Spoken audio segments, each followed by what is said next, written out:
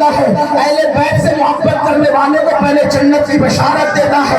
جو اہل بیت سے محبت کریں گے, اہل بیت سے پیار کریں گے, ان کو جنت میں ایسے سجا اور سنوار کر لے جایا جائے گا جیسے دلہن کو دولہا کے گھر لے جایا جاتا ہے. پل صراط سے وہ ثابت قدمی سے گزرے گا. اتنی محبت کے ٹنکے کیوں بجائے جا رہے ہیں؟ اس کا مطلب یہ ہے محبت تھوپی نہیں جا رہی ہے. کیا کہنے محبت کوئی ناصری نہیں کہتا, کہہ سکا, آج تک نہیں کہہ سکتا.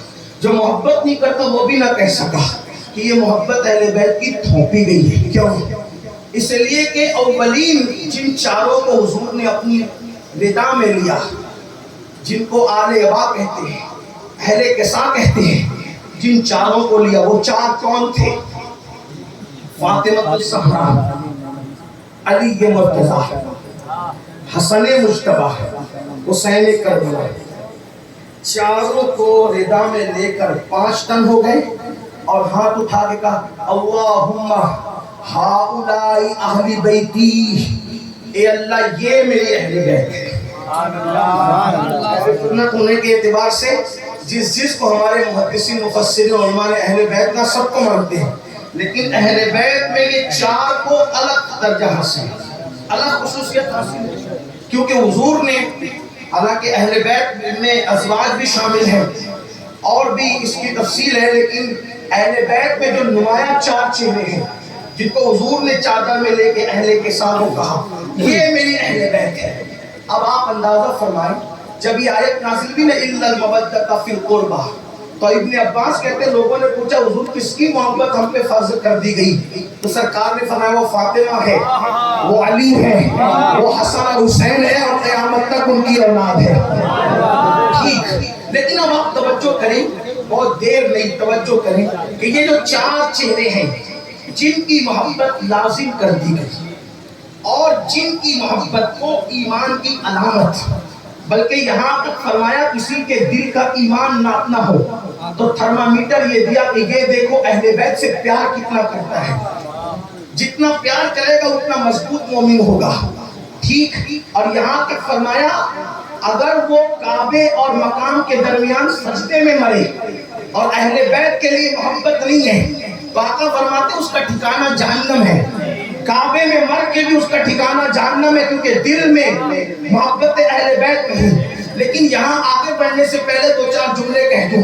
محبت کا مطلب وہ نہیں جو میری قوم سمجھ رہی ہے کہ ہاتھوں میں کڑے پہن لے, ہاتھوں میں ناڑے پہن لے, فجر میں سوتے پڑے رہیں, عورتوں پر پاپ کی نظر ڈالتے رہیں, تاش کے پستے کھیلتے رہیں, شراب پیتے رہیں, جوا کھیلتے رہیں, زنا کے اڈوں کو آباد کرتے رہیں, سود کے دھندے کرتے رہیں اور پھر اہل بیت کی محبت. میں کہتا ہوں یہی تو پہچان ہے, یہی تو پہچان ہے. صحابی کے گھر میں پیدا ہونے والا شراب پی رہا تھا, میرے امام نے فرمایا علی اکبر جیسا قربان کر دوں گا لیکن شرابی کے ہاتھ میں اپنا ہاتھ نہیں دوں گا. بندروں کا ناچ دیکھنے والا میں معصوم علی اصغر لٹا دوں گا, لیکن میں کسی اللہ اکبر بندر کے ناچ دیکھنے والے کے ہاتھ میں, اس یزید پلید کے ہاتھ میں ہاتھ نہیں دوں گا. آپ کیا سمجھتے ہیں؟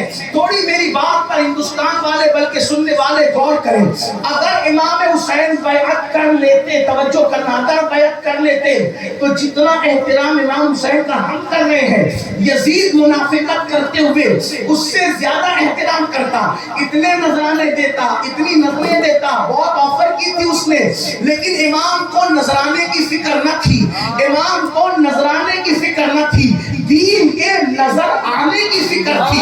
امام کو نذرانے کی فکر نہ تھی, دین کے نظر آنے کی فکر تھی.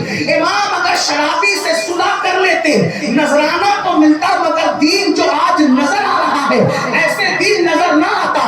کوئی سوتیلی ماں کا باپ کے ساتھ ہاتھ پکڑتا اور امیر القادریہ احرارمیہ اس کا ہاتھ پکڑ کے کہتے یہ حرام ہے, تو لوگ کہتے تو نسل سید ہے.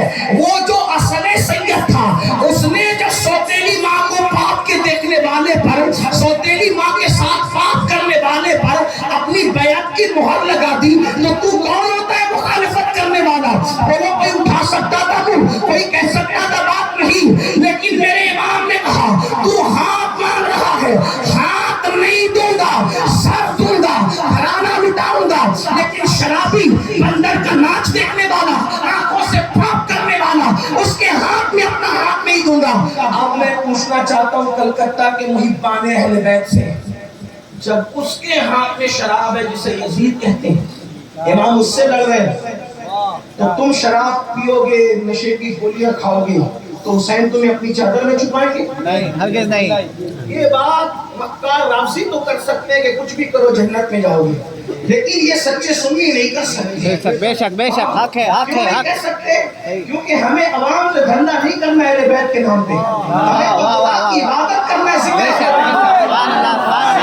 بیت ہمارے یہاں سیاست نہیں ہے، ذکر اہل بیت ہمارے یہاں عبادت ہے۔ بے شک بے شک۔ آپ سے میں پوچھنا چاہتا ہوں، یزید شراب پیے، حسین اس کے ہاتھ میں ہاتھ نہیں دیتے، تم شراب کی بوتلیں ہاتھ میں لو، مولا تمہارا ہاتھ اپنے ہاتھ میں لے لیں گے۔ یزید بندر کا ناچ دیکھتا ہے، تم تو گندی فلمیں دیکھتی ہو موبائل پر نرم نرم قدوں پہ دیکھ کر۔ جس کے دل میں حسین بسے گا وہ کسی عورت پر کبھی پاپ کی نظر نہیں ڈالے گا۔ جس کے دل میں میرے مولا حسین بسیں گے وہ کبھی فجر میں سونا نہیں پڑا رہے گا۔ جس کے دل میں حسین بسیں گے اللہ اکبر، وہ کبھی کانوں میں ایئر فون لگا کر کے گانے نہیں سنے گا۔ جس کے دل میں حسین بسیں گے وہ بچیوں کی عزت کی حفاظت کرنا جانے گا، وہ دین کا محافظ بنے گا، دین کو پیر تلے کچلے گا نہیں۔